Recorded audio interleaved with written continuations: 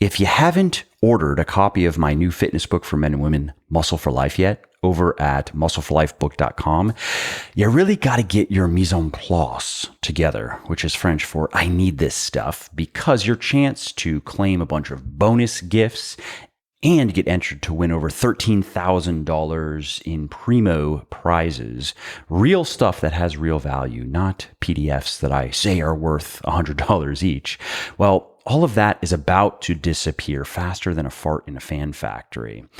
So don't make me make you, okay? Just go over to muscleforlifebook.com now, muscleforlifebook.com now, order a copy of the book, and get entered into the giveaway, which includes a $1,000 bike from Bowflex, a private consultation with me, signed books, access to exclusive live Q&As with me, bonus chapters that were not included in the book, adjustable dumbbells, which are really nice. I actually would like them myself.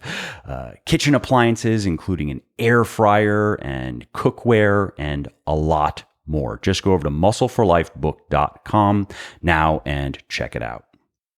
Hello and welcome to Muscle for Life. I'm Mike Matthews. Thank you for joining me today. If you haven't already, please do take a moment right now to subscribe to the show in whatever app you are listening to me in so you don't miss new episodes. And it helps me by boosting the ranking of the show in the various charts.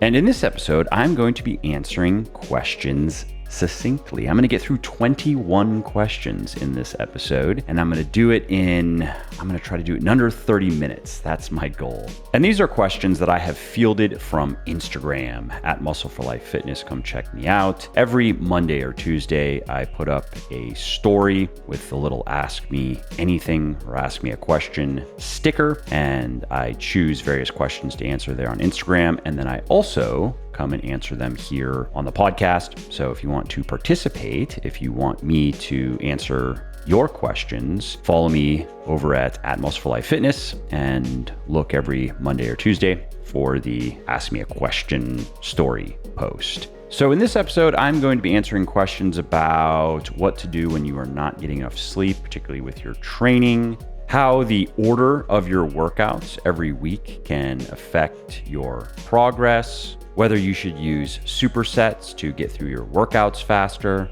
the 3 best exercises you can do when you don't have access to a gym, why I use different hand positions, different grip positions with my pulling, and a lot more.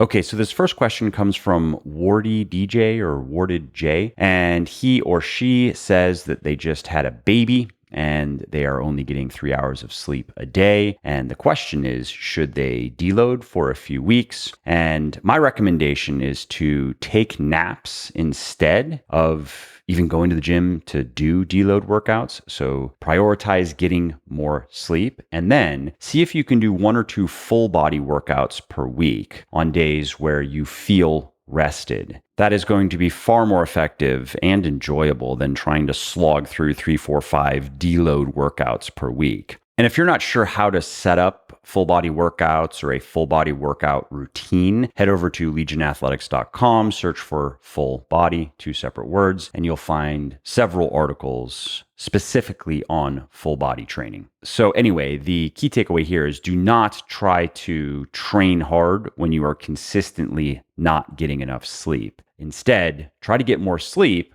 and then try to get in just enough training to at least maintain your current level of fitness, and then stay patient. And once you are consistently getting enough sleep and getting better sleep, you can get back to your more rigorous routine. Okay, the next question comes from Jake Elion, and he asks if amending the order of your split majorly affects progress. So generally, your first few workouts of the week, they tend to be your best workouts because soreness and fatigue that builds up as you continue to train, then of course spills over into your subsequent training sessions. But your first workouts of the week are usually when you are freshest. Most of us train during the week and don't do any sort of resistance training, at least on the weekends. So we catch up a little bit in recovery. Muscle soreness goes away. Any systemic fatigue that we might have accumulated also tends to go away. So a good tip for ordering your workouts every week is to train the muscle groups you most want to improve in your first couple of workouts. If you're training 5 days per week, for example, you are probably going to have more to give to your first 2 or 3 workouts than your last 2 or 3 workouts. And that's not to say that the last couple workouts of the week are unproductive or that you should go in with the mentality of just walking through them. No, so long as you are following a well-designed workout program, 5 workouts per week is going to be more effective than 3, for example. But again, those first couple of workouts are when you are just going to be able to perform at your best. So if you want to see progress most in, let's say, your push muscles, then it would make sense to do a push workout first thing in the week. Make that your first workout. And if it's your pull muscles, then pull on day 1. If it's your lower body, then do a lower body session on day 1.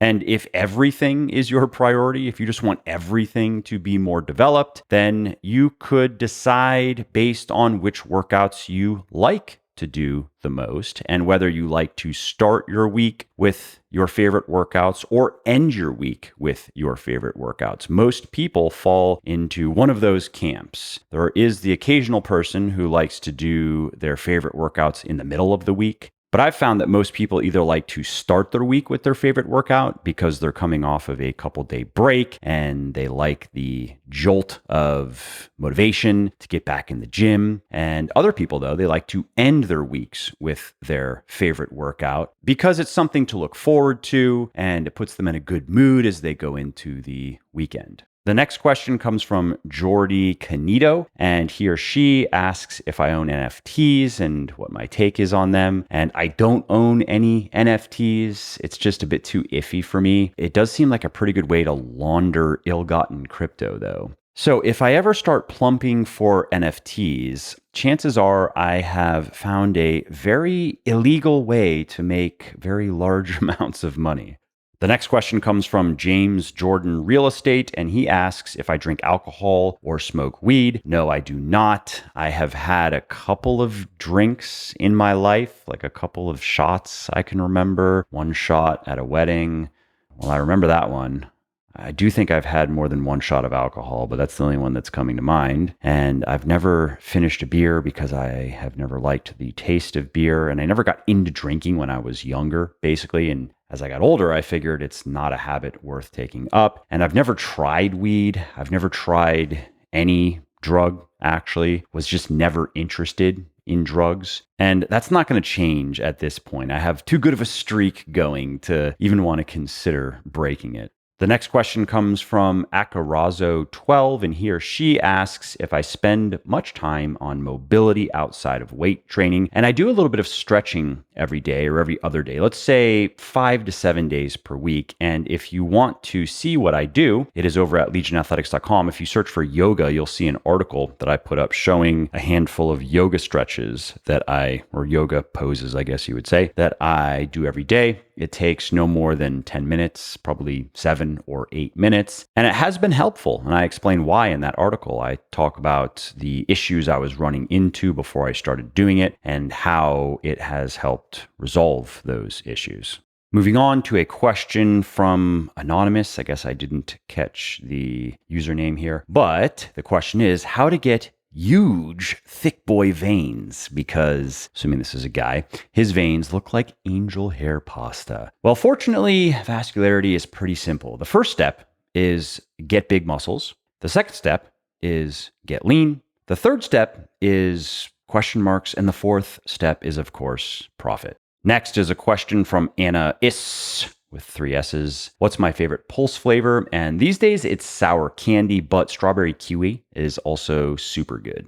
Oh, and in case you don't know what Pulse is, it is my pre-workout supplement. You can check it out at buylegion.com, buylegion.com/pulse. All right, next we have a question from Clara Guadard. Sorry if I'm not getting your last name right. But she asks, is it effective to alternate push-pull exercises in supersets to save recovery and total workout time? And supersetting is most effective. It does work best when you pair opposite muscle groups, like a push muscle. Maybe that could be a chest exercise, and a pull muscle, like a biceps exercise or a back exercise. But it also works best when you're not pairing two difficult, two compound exercises, like let's say a bench press and a barbell row. But a bench press and a seated cable row, that is probably fine. You're going to have to see for yourself though, because some people find that even pairing those two exercises together will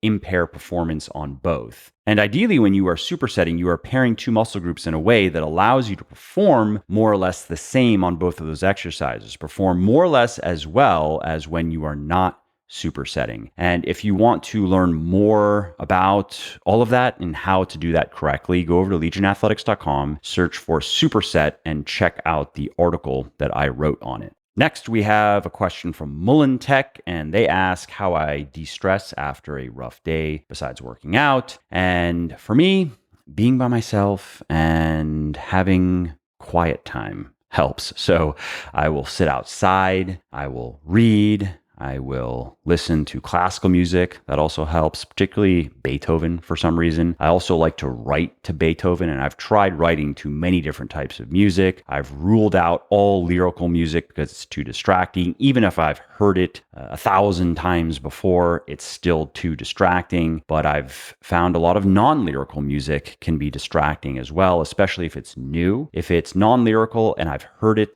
a lot, then that can be at least neutral. But for whatever reason, I find that Beethoven helps me get into a state of flow faster. And I'm not going to say I've been overly scientific about it, but I have tried many different types of music and paid attention to how they have affected my work quality and my focus quality. And there's something about Beethoven for me. I don't know, particularly his first symphony. But what I don't like, I'll say, if I've had a tough day, I don't like most conversation, especially conversation that requires thinking and emotional investment. If it's just light talk, if it's just chit chat, then it doesn't help me relax, but it doesn't hurt either. I don't like noise. I have 2 kids. It's nice when they're asleep and there is no more noise. Again, if I'm trying to relax, I mostly just want to be left alone.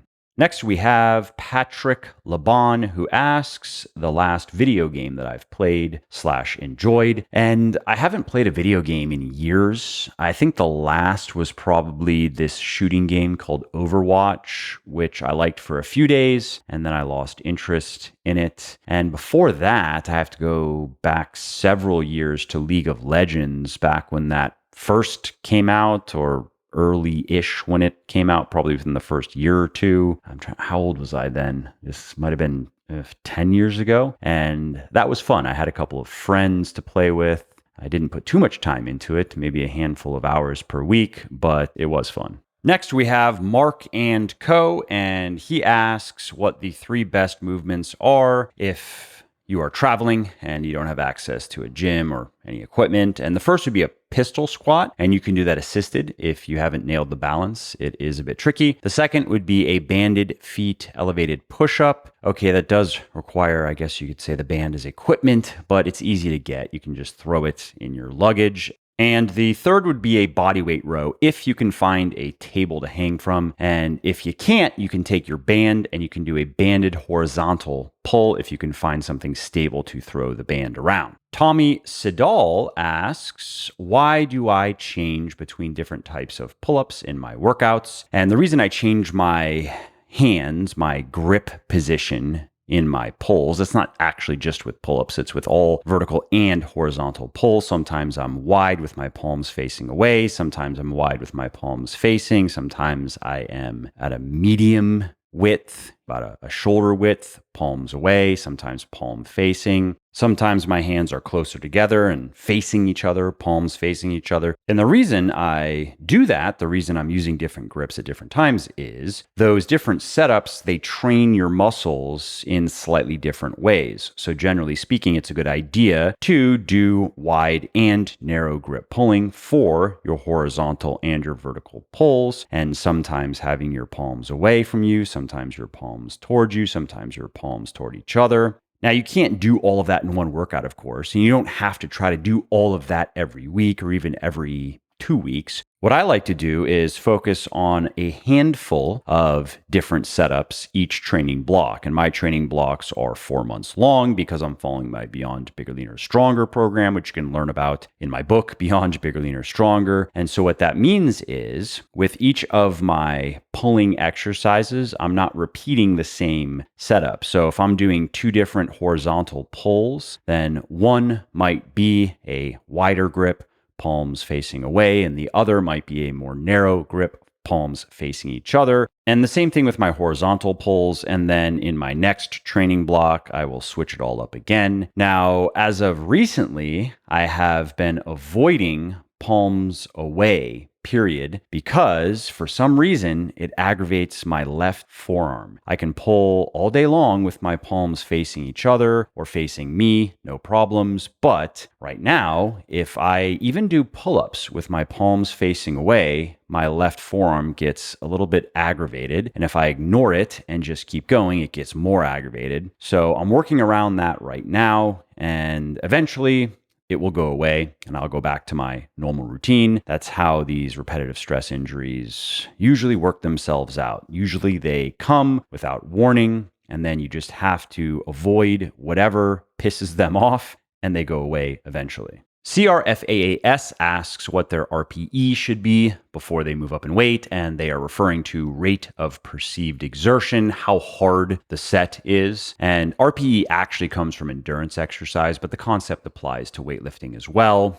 And the method I like to use is reps in reserve, RIR, or just good reps left. How many good reps do you have left toward the end of a set when it's getting hard? And so to answer the question directly, with compound exercises, I like to have 1 or 2 good reps left in my final set in the progression scheme. So for example, if I were following my Bigger, Leaner, Stronger program and I were squatting and the goal was to do 1 set of 6 reps and then add weight to the bar and work with that new weight until I could do 1 set of 6 reps, I would want to have at least 1 or 2 good reps left in that set of 6. If the 6th rep were a grinder, if that was a 0 good reps left, if I felt like I had nothing left, if I felt like on my next rep I would fail, I would have to just sit the weight down, then I would keep working with that weight until I could do 6 with at least 1 or 2 good reps left.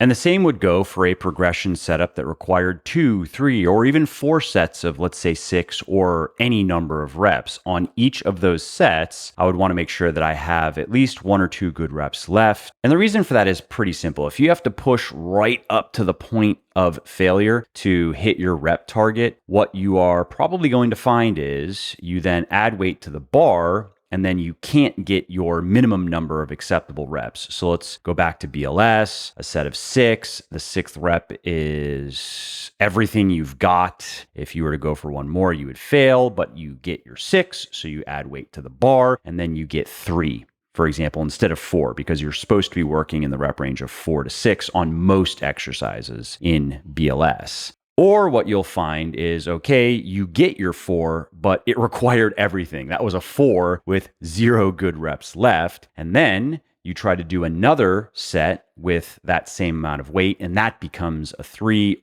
And so anyway, ultimately, this results in slower progress and also a higher risk of injury with the big compound exercises in particular. If you train too close to failure too often, the chances of getting hurt, even if it's just a repetitive stress injury, like I mentioned with my left forearm, it goes up. Now, as for isolation/secondary exercises, the same logic applies, but I'm willing to get a little bit closer to failure. I'm willing to go to 0 or 1 good reps left because it doesn't place as much strain on the body and it doesn't interfere with progress. We're talking about biceps curls and shoulder raises and machine rows and so on. The Aquila's Genga asks if pre and post workout eating is necessary for cardio. And it's not necessary unless you're going to be doing longer, like 60 plus minute cardio workouts. And if that is the case, then what I would do is I would eat some protein and carbs before, as if it were a weightlifting workout, if I hadn't eaten in the couple hours preceding the workout. And then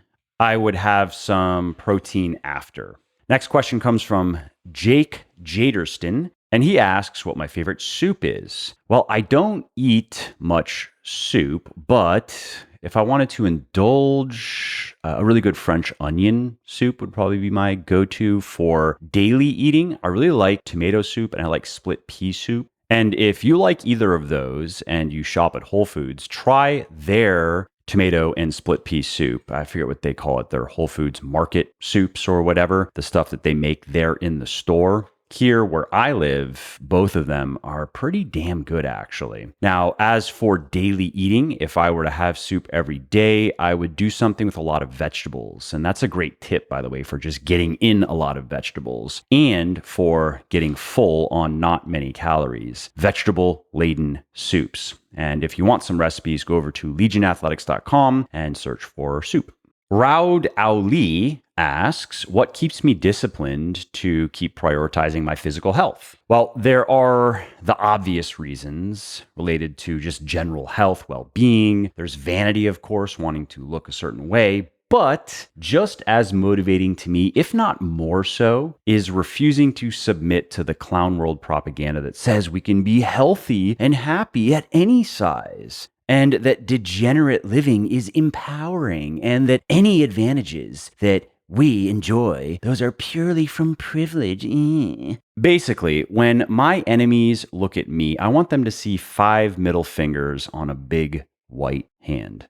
Joe D. Wessels. Joe asks if I have any good baked oatmeal recipes. Abso-flogging-lutely. I used to do baked oatmeal every night for probably, 6, 7, 8 months straight. I tried all kinds of recipes. It was very good. It was just a lot of calories. And now I eat oatmeal every day, but I just don't eat as much. Like at that time, I was taking, if I remember correctly, 2 cups dry and then adding a bunch of stuff to it and then baking it. Very good though. And you can actually find recipes over at legionathletics.com if you search for oatmeal. Invictus1980 asks if I have any insight as to why sumo deadlifts anger their lower back versus conventional. And it's probably just anatomy. Sumo deadlifts are more comfortable for some people, and some people find they are stronger in the sumo position. They can just perform better, and it feels better than with the conventional. And if you are one of those people, it's totally fine to stick with the sumo deadlift and never conventionally deadlift again. Me, though, I find them awkward,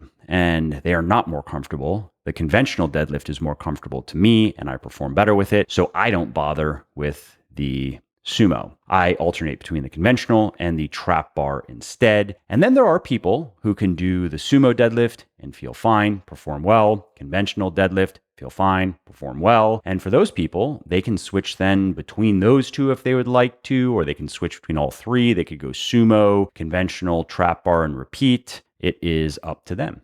All right, moving on to Daniel.mufti1's question. By the time it's 5 p.m. and gym time on bad work days, I want chocolate and my blanket. What should I do? Well, why don't you bring them both to the gym, dude? That's actually a good way to be left alone and to get immediate access to all of the equipment that you might want. Cut all of the lines. Okay, moving on to Guadan Mall. They ask how to deal with rejection. Well, for me, my default has always been to reflect on why I was rejected and what I could have done better so I can avoid similar outcomes in the future, look for the lessons. And usually the honest answer for me is I either deserved to lose, I could find a good reason why I was rejected, or I just got unlucky, which happens to everyone. It's part of the game. It makes the game interesting, right? And with people in particular, keep in mind that some research has shown that up to 20% of people that you meet, just in general, in day-to-day life, are not going to like you, and they won't even know why. They just won't like you. So I try to keep that in mind and not take interpersonal rejections too personally, especially if I can't figure out why somebody didn't want to have anything to do with me. And I'm okay with just accepting that they don't like me for whatever reason. And I understand I am kind of an acquired taste. I'm okay with that. Okay, the last question of this episode comes from Rasa22, and they ask if specific muscles stop growing when they hit a certain size. Yes, there are genetic limits to muscle building in both total muscle and individual muscle groups. We all have a limit to how much total muscle we can gain, and we all have limits to how big we can grow specific muscle groups. And the latter, the specific muscle groups, that can be very variable. Some people can gain above average amounts of muscle in certain muscle groups and below average amounts in others. And then other people, it can be the exact opposite. So for example, in my case, I was able to gain above average amounts of muscle in my pecs and probably my biceps, but below average amounts, far below in, let's say, my calves, below average in my lats, and I'm around average in my quads and triceps. And if you want to get some insight into your genetic limits, both for total muscle gain and get some evidence-based estimates of how big you can grow each individual major muscle group, go over to legionathletics.com. And on the menu, you will see Learn, and then go to Tools in the drop-down menu and go to the Muscle Gain Potential Calculator. Well, I hope you liked this episode. I hope you found it helpful. And if you did, subscribe to the show because it makes sure that you don't miss new episodes. And it also helps me because it increases the rankings of the show a little bit, which of course then makes it a little bit more easily found by other people who may like it just as much as you. And if you didn't like something about this episode or about the show in general, or if you have ideas or suggestions or just feedback to share, shoot me an email, mike@muscleforlife.com, muscleforlife.com, and let me know what I could do better or just what your thoughts are about maybe what you'd like to see me do in the future. I read everything myself. I'm always looking for new ideas and constructive feedback. So thanks again for listening to this episode, and I hope to hear from you soon.